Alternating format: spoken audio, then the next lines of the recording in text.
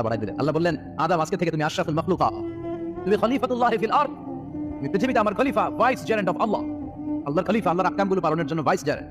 চুরি করলে হাত কেটে দাও, কার আইন? এই কাজ আদম তুমি দুনিয়াতে যে করো। জিনা করলে ডেথ পেনাল্টি, হেড অফ, শিরচ্ছেদ করে দাও, কার আইন?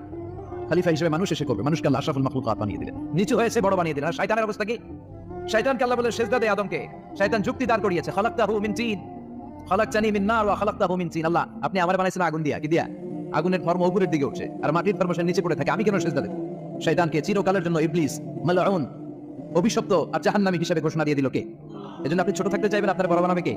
আর আপনি নিজে যদি বলেন আমি বড়, থাপ্পড় মেরে আপনার নিচে নামাই দিবে কে?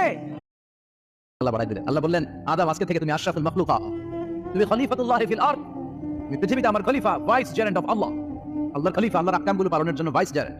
চুরি করলে হাত কেটে দাও, কার আইন? এই কাজ আদম তুমি দুনিয়াতে যে করো। জিনা করলে ডেথ পেনাল্টি, হেড অফ, শিরচ্ছেদ করে দাও, কার আইন?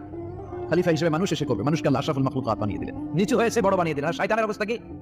শয়তানকে আল্লাহ বলে সেজদা দে আদমকে।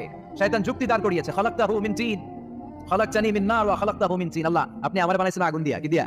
আগুনের ধর্ম উপরের দিকে উঠছে আর মাটির ধর্ম সে নিচে পড়ে থাকে, আমি কেন সেজদা দেব? শয়তানকে চিরকালের জন্য ইবলিস, মালউন, অভিশপ্ত আর জাহান্নামী হিসেবে ঘোষণা দিয়ে দিল কে? এজন্য আপনি ছোট থাকতে চাইবেন, আপনার বড় বানাবে কে? আর আপনি নিজে যদি বলেন আমি বড়, থাপ্পড় মেরে আপনার নিচে নামাই দিবে কে?